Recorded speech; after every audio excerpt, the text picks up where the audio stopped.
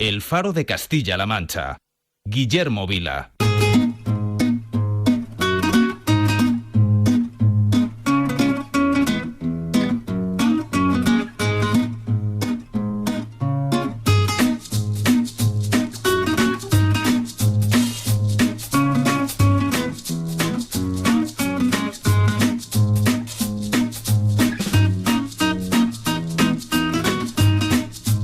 Estaba yo pensando en la gente que está de vacaciones desde hoy, o a lo mejor a las 7 que ha salido del trabajo, se ha montado en el coche, se ha puesto la radio y dirá, pues vaya día de noticias que me están contando de que si Bruselas, que si el déficit, que si las pensiones. Empiezo yo bien las vacaciones. Bueno, pero es nuestro trabajo, contarles y acompañarles cada tarde contándoles lo que pasa, qué le vamos a hacer. Y si usted se va de vacaciones, pues no se queje, hombre, 4 días por delante para descansar. Hola Acevedo, ¿cómo estás? Buenas tardes. Muy buenas tardes, Guillermo. ¿Cómo va la cosa, hombre? Pues estamos muy bien. Bueno, vamos, estoy muy bien. Fenomenal. Recién llegada del Pasacalles, que hoy se ha realizado desde las Cortes de Castilla-La Mancha con motivo de la tercera y última jornada de puertas abiertas que estamos contando desde el lunes aquí en la radio. Ha ido bien, ¿verdad? Todo. He escuchado al presidente de la Cámara que ha estado con vosotros, muy bien. Gente que se ha quedado haciendo fotos cuando ha llegado allí, bueno, a Talavera y a ti, y a Maxi, que como siempre se ha puesto a cantar allí, claro, ¿no? En el Parlamento. Además hoy hemos cantado sobre Corpus y hemos contado sobre Corpus y hemos contado un poco cuál es el trabajo que se hace en la Cámara, anécdotas, historias. Ya sabía yo que al final los de la radio íbamos a dar la nota en el Parlamento. Yo lo decía, probablemente lo que ha pasado esta tarde forme parte de su anecdotario, del anecdotario particular de las Cortes, seguro. Bueno, comienza el otro Faro de Castilla-La Mancha, sí, señor. El reverso de este programa, los minutos que cada tarde le dedicamos a esos asuntos de los que quizá no nos ocupamos lo que debiéramos. ¿De qué vamos a hablar hoy, María José? Pues hoy proyectamos la luz de este otro faro sobre los parados. Te decías tú al principio de tu presentación, pues que malas noticias, pero bueno, nosotros siempre somos o intentamos ser muy positivos, entonces vamos a hablar de parados, pero desde una perspectiva diferente. Lo hacemos viendo el vaso medio lleno y pensando pues que hay mucha gente que trabaja para ayudar a todas aquellas personas que se encuentran en una situación de desempleo. Nuestro primer invitado sabe mucho de esto, por lo menos esa es la intención que tiene, ayudar a toda esta gente, que mañana podemos ser cualquiera de nosotros, desde luego, y ojalá que esto empiece a decrecer. Toquemos madera. Hombre, por supuesto, pero en cualquier caso... Esto es madera. Eso es madera, sí, no es ni poliespan ni nada de nada, esto es madera maciza. Bueno, está hoy con nosotros el autor de un libro, Guillermo, que pretende precisamente eso, ayudar a este colectivo numeroso, desgraciadamente, como decíamos, pero bueno, en cualquier caso lo importante es eso, que se ayuda a través de este libro a encarar esta situación. Dionisio Contreras, autor de este libro del que estamos hablando, Inteligencia Emocional para Desempleados. Hola Dionisio, buenas tardes. Buenas tardes, Guillermo. Buenas tardes, María José. Encantado de que estés con nosotros y muy agradecidos. Dionisio, ¿cómo le podemos contar o transmitir a un oyente que nos está escuchando ahora mismo y que por probabilidad es posible que alguno de ellos pues se encuentre en el paro? ¿Cómo se le puede transmitir esto de aplicar la inteligencia emocional a la situación personal de una persona que se encuentre sin trabajo? Pues mira, a grandes rasgos, la inteligencia emocional es la habilidad para tomar conciencia de las emociones propias y también tomarle el pulso un poco a las emociones de los demás, a las emociones ajenas, ¿no? Y sobre todo la capacidad para gestionarla. Entonces, esto aplicado al paro, pues, y dado, como estabais comentando antes, ¿no? Decías tú, Guillermo, Bruselas, el déficit, las pensiones, dado un poco el ambiente o la atmósfera de miedo que entre todos hemos creado, no solo no es culpa o responsabilidad de los medios de comunicación, sino que entre todos pues hemos generado una atmósfera de miedo en la que nos hemos desposeído un poco de la capacidad de responsabilizarnos, ¿no? de estas emociones, y de alguna manera no tenemos conciencia de ellas o no las sabemos expresar, nos desbordan y no contamos con las habilidades suficientes para enfrentar una situación que ya de por sí es dura, que es un estresor importante como es el desempleo, pero mucho más cuando no somos emocionalmente inteligentes, ¿no? Se nos ha enseñado a ser inteligentes en otras áreas, ¿no? Cognitivamente o en otras áreas, ¿no? Pero emocionalmente no tenemos las habilidades muchas veces suficientes como para enfrentar estresores tan potentes como lo es la pérdida de un empleo. Lo que pasa que yo voy a hacer aquí de abogado del diablo y me estoy poniendo en la piel de alguien que, bueno, pues tenga 52 años, se levanta a las 9 de la mañana cada día y ve que bueno, pues que son 4 en su familia, que ninguno trabaja, que lo están pasando muy mal. En esos casos, ¿verdad?, parece como más complicado pedirle a alguien que tome conciencia de su situación, que analice sus emociones y que tenga la inteligencia suficiente para adaptarse a esa situación sin perder la fe. Sí, es difícil, nadie lo discute, pero con 52 años y con 30 es lo único que podemos hacer, es responsabilizarnos de nuestras emociones. Tú date cuenta, Guillermo, que nosotros muchas veces no tenemos la potestad de cambiar las circunstancias, sin embargo sí que tenemos la capacidad de situarnos frente a las circunstancias de una manera más favorable para nosotros. Es decir, empezando por aceptar, la verdad, que quizás esa sea la primera clave, aceptar la situación, quiero decir. Sí, aceptar la situación. No vayamos a caer tampoco en un concepto distinto como el de resignación, ¿no? Pero sí aceptar la capacidad, o sea, aceptar la situación no en un sinónimo de quietismo, de inacción, de apatía, de resignación, como te decía, sí en un sentido de ser capaz de revertir mis emociones y de ser capaz de adaptarme a un nuevo escenario, ¿no? Un escenario que es complicado. Date cuenta que ahora mismo lo que más se valora por encima del currículum es la actitud, ¿vale? Con la actitud yo puedo cambiar mi aptitud, pero con la aptitud no puedo cambiar mi actitud, y la actitud de tranquilizarse, de serenarse y de hacer frente a lo que te digo que es un estresor muy potente es lo que va a marcar la diferencia.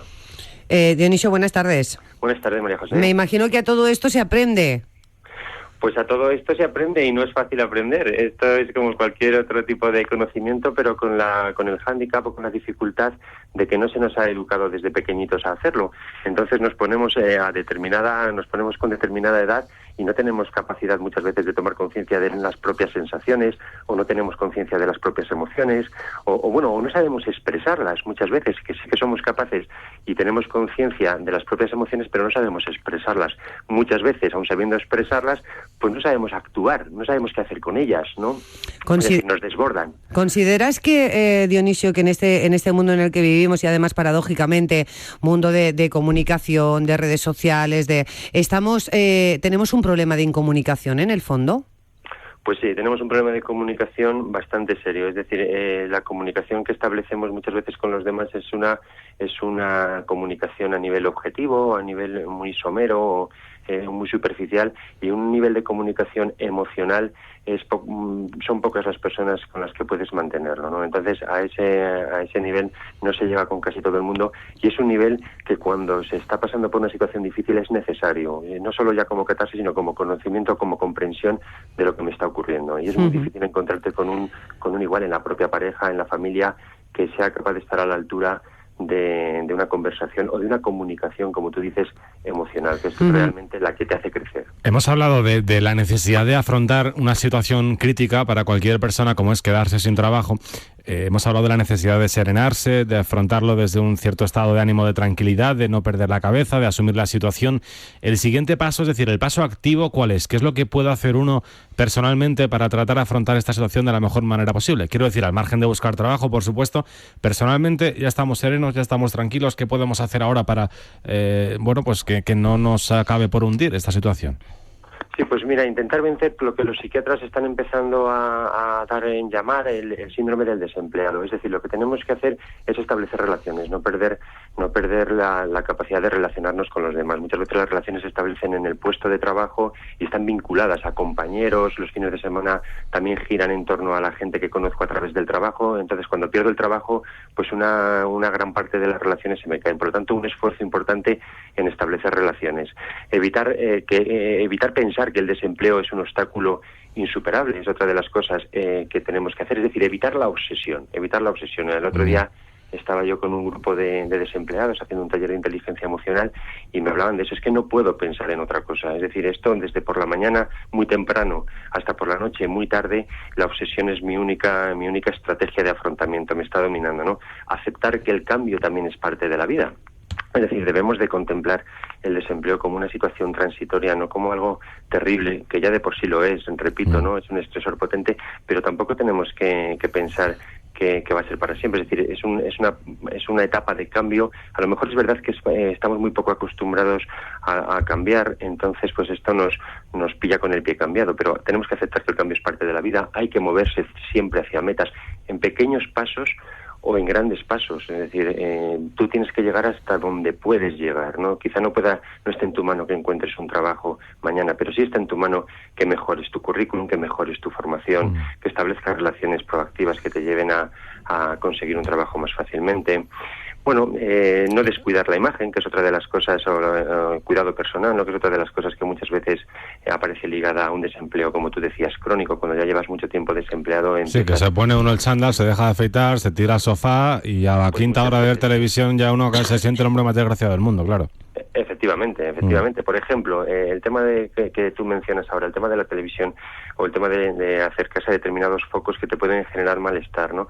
Pues también intentar evitarlo. A lo mejor es mucho más necesario media hora de deporte al día que media hora de programa de sobremesa, ¿no? Donde me voy a desanimar o donde se va a tratar también el desempleo desde una perspectiva que muchas veces deja mucho que desear, ¿no? Se victimiza al desempleado, se culpabiliza al desempleado, se asusta al desempleado, ¿no? Y muchas veces no teniendo una situación ni para victimizarte, ni para culpabilizarte, ni para asustarte, pues caes también tú en esa red de emociones que luego te va a costar mucho salir. Muy brevemente, y una última cuestión que tenemos al siguiente invitado esperando, Dionisio. Eres experto universitario en inteligencia emocional, como muy bien decía Guillermo, y además en tratamiento y prevención de las dependencias. ¿Se puede llegar a ser dependiente del pesimismo? Pues se puede llegar a ser dependiente de las emociones displacenteras perfectamente y de la depresión como de cualquier otro tipo de droga, ¿no? O de sustancia. Es decir, hay mucha gente que no sabe estar bien, que depende de estar mal, ¿no? Y sí, claro que sí, de la rabia, de la depresión, de Es muy duro eso que has dicho, ¿eh? Hay sufridores profesionales. Hemos resoplado los dos. Sí. Hay gente que no sabe estar bien. Hay gente que no sabe estar bien y que busca excusas constantemente pues para estar mal. Claro que se puede llegar a ser dependiente del malestar. Y muchas veces el que lo hace, y casi siempre, mejor dicho, el que vive atrapado en esta suerte de emociones, pues no es consciente de ello, ¿no? Yeah. Entonces, pues todavía es más difícil que pueda salir de ello, como muchas veces no es consciente una persona que bebe, de la misma manera de que tiene un problema, ¿no? Pues de la misma manera con las emociones pasa lo mismo. Pues tenemos que educar, ¿no? Cultivar una visión positiva de sí mismos no siempre es fácil, sobre todo cuando se atraviesan determinadas situaciones y uno puede caer en un estado de malestar crónico del que luego ya le cuesta salir y depende, por lo tanto, de él. Muy bien, pues Dionisio Contreras, autor del libro Inteligencia Emocional para Desempleados, gracias por estar con nosotros y buenas tardes. Bueno, muchísimas gracias a vosotros y buenas tardes. Gracias, hasta luego. Bueno, en fin, María José, tema interesante y desde luego interesante es afrontarlo desde esta mirada aún más optimista y esperanzadora, ¿no? Hay mucha gente que no sabe estar bien. Yo me quedo con esa frase, pero sobre todo para intentar darle la vuelta, porque eso es meterte en un pozo sin fondo, claro. Bueno, pues como vamos a hacer frente a una situación de estas características, no es nada fácil, sobre todo si se dilata mucho en el tiempo. Y pensando, Guillermo, en ayudar a todos los desempleados, el Colegio de Psicólogos de Castilla-La Mancha ha puesto en marcha sesiones gratuitas donde se abordan los problemas derivados del desempleo, todos estos problemas sobrevenidos y colaterales. De eso vamos a hablar con María Dolores Gómez Castillo, nuestra siguiente invitada, que ya nos escucha desde hace un rato. Ella es la decana del Colegio de Psicólogos de Castilla-La Mancha. Hola, María Dolores, buenas tardes. Hola, buenas tardes. Gracias por estar con nosotros en este programa en el que estamos tratando de abordar este asunto desde un punto de vista diferente y, bueno, pues poniéndole algo de esperanza, ¿no? Una situación tan grave y tan desesperante como puede llegar a ser estar en el paro. Cuéntanos cómo es esta iniciativa del Colegio de Psicólogos de Castilla-La Mancha. Son sesiones donde se abordan los problemas del paro, de personas que están en esa situación y que son gratuitas, ¿no? Sí, bueno, hacía tiempo que estábamos un poco viendo esta situación que realmente puede producir una desesperanza enorme en las personas y sobre todo pues que a veces los temas se están tratando y son muy negativos y depende de la capacidad que tengan las personas para tolerar los momentos negativos de la vida, pues unas personas pueden tener aspectos de personalidad que van hacia adelante y otras personas pues que lógicamente pueden caer en desesperanza, en depresión. Y bueno, dándole vueltas un poquito, pues decidimos poner en marcha este proyecto que son una serie de sesiones, que se realizan los lunes por la tarde. Y entonces, bueno, vamos trabajando una serie de temáticas que son fundamentales para conseguir una serie de objetivos. En principio sería, pues tenemos que dar un apoyo psicológico para abordar esos problemas emocionales, sociales y psicológicos que se desprenden. Reconocemos las consecuencias que produce esa situación de desempleo en las personas, ¿no? Es decir, un estado mental donde la persona a veces puede eliminar su bienestar, ¿no? Le damos estrategias. Intentar trabajar estrategias que permitan quitar las sensaciones de tensión, que estaban hablando anteriormente, ansiedad, angustia, la desesperanza y la culpabilidad, prevenir quizá también el desarrollo de trastornos depresivos. Es decir, podemos tener una reacción emocional determinada que no tiene por qué desembocar en un trastorno depresivo, pero por otra parte a veces sí puede desembocar en un trastorno depresivo. ¿Son terapias de grupo, María Dolores? Más que terapias de grupo, diríamos que son un grupo, una serie de sesiones, 5 sesiones, en las que abordamos, sobre todo todos los lunes, 1 hora y media, todos estos aspectos que tienen que ver con creencias incorrectas, con modificación. Se tratan de abordar los pensamientos negativos, trabajar relajación, respiración, el cuidado de la imagen personal, la realización y no abandono de relaciones y de actividades sociales y de ocio. Y entonces, bueno, pues nosotros lo que hemos ido viendo es que los grupos son pequeños, ¿no? Porque son para trabajar menos de, 10 personas, 15 personas máximo, serían a los que estarían orientados. Y entonces vemos que hay personas que llevan un año en paro, la mayoría llevan 6 meses. Al principio ellos van contando que las situaciones pues les pueden dar vergüenza, sentirse avergonzado de contar incluso que ha perdido su empleo. También, por ejemplo, toda la vida cotidiana que uno hace, ¿no? De acudir a un centro comercial o acudir a comprar cosas, pues uno piensa que no debe de gastar, que se sienten mal cuando entran o cuando salen, es decir, eso coarta ya lo que es una vida normal, ¿no? Se ha evaluado la ansiedad.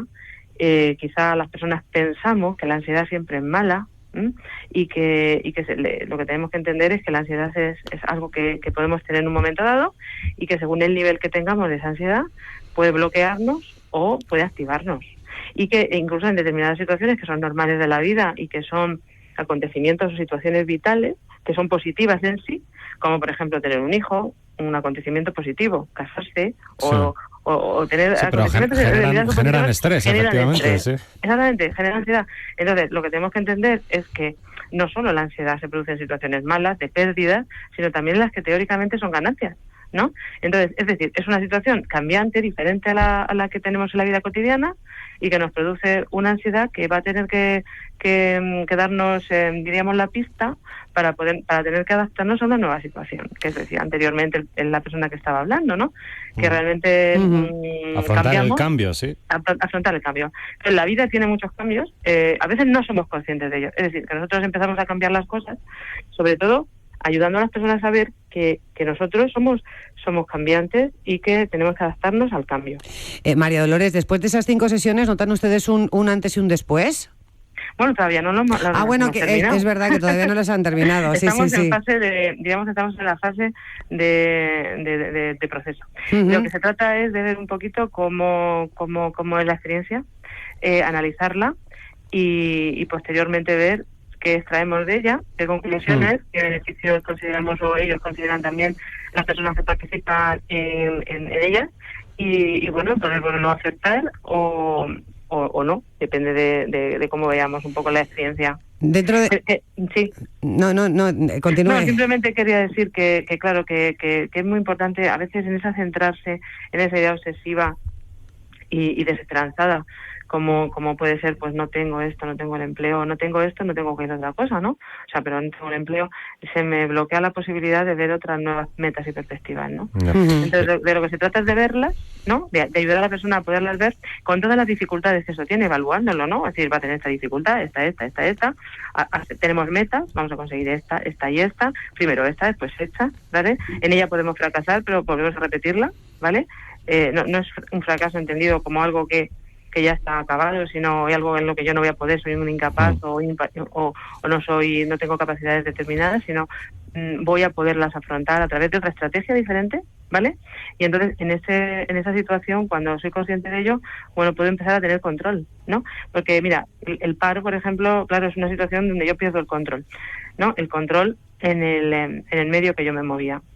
Y las personas, claro, necesitamos tener una sensación de control, de dominio sobre nosotros mismos, ¿no? De seguridad, sí, seguridad, claro, sí. Control, le llamamos a eso, a tener un poco de que sabemos que esto es aquí, esto es acá, y entonces en ese momento se tambalea todo nuestro mundo. Claro. Debemos de tener otra vez el control y retomarlo. Y sobre todo retomar el control que nosotros denominamos, sobre todo a nivel psicológico, interno. Lo vamos a tener que dejar aquí, María Dolores, que se nos va el tiempo, pero muchísimas gracias por estar con nosotros. Bueno, le animamos a todo el mundo que si ponemos en marcha todo ese programa, se inscriban. Claro que sí. Muchísimas gracias. Adiós. Vale. Buenas tardes. Buenas tardes. Esto me recuerda a María José, lo dije el otro día, no sé a cuento de qué, en la peli de Batman, ¿Por qué nos caemos, Bruce, para aprender a levantarnos? Muy bueno, sí, ¿Verdad que señor. sí? Bueno, Muy bueno, ahí lo sí, vamos a señor. dejar. Gracias, María José. Adiós. Hasta mañana. Adiós. Siguen con Radio Castilla-La Mancha. Les seguimos contando noticias hasta las 8.